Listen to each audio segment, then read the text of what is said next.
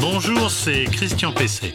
Aujourd'hui, je vais vous parler climatisation, mais d'une climatisation un peu particulière que vous ne connaissez peut-être pas. C'est une climatisation, donc un climatiseur qui n'a pas d'unité extérieure.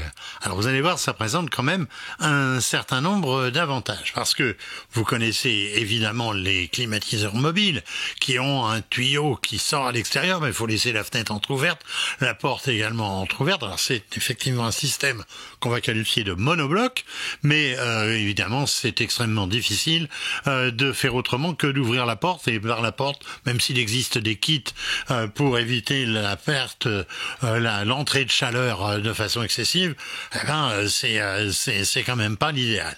Alors, depuis un certain nombre de temps, depuis quelques années maintenant, il existe effectivement des appareils, des climatisations sans groupe extérieur, où tout est donc regroupé à l'intérieur dans un appareil qui est évidemment un peu volumineux, qui est aussi un peu bruyant, mais qui permet d'éviter d'avoir un groupe à l'extérieur. Alors, pourquoi? Quel est l'intérêt? Eh bien, l'intérêt, il est d'abord qu'il n'y a pas d'autorisation à demander si, par exemple, on est en collectif, qu'il n'y a pas de déclaration à faire si on est dans un périmètre, par exemple, de bâtiment classé. Là, on est à peu près sûr que de toute façon, ça sera refusé. Et puis, on a aussi un autre avantage, c'est que cette unité extérieure, elle fait normalement un peu de bruit.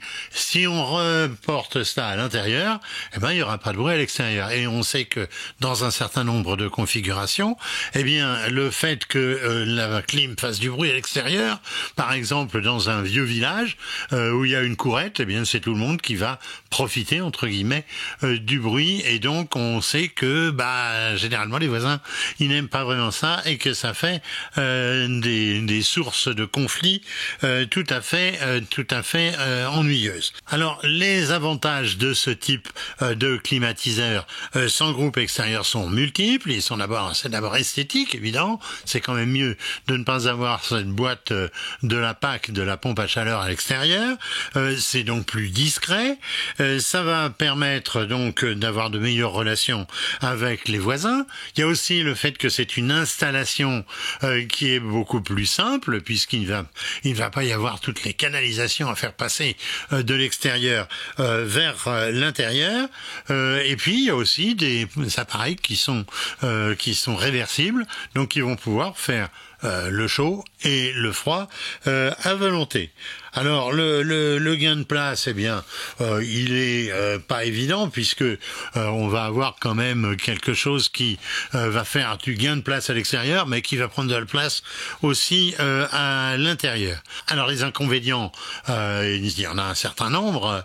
Je vous l'ai dit, par exemple, ça fait plus de bruit qu'une clim avec unité extérieure.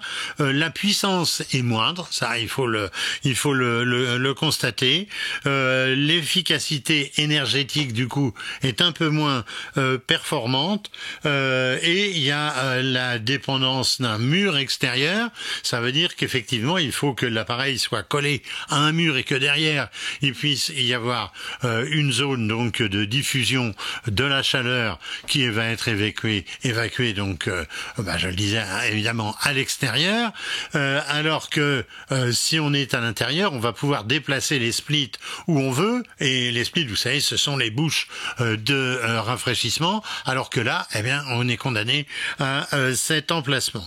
Alors l'installation est aussi plus simple, donc elle est aussi moins coûteuse. Je pense que ce type de climatisation a beaucoup d'avenir, surtout dans les sites classés, surtout dans les villages, surtout lorsqu'on risque d'avoir des nuisances pour les voisins.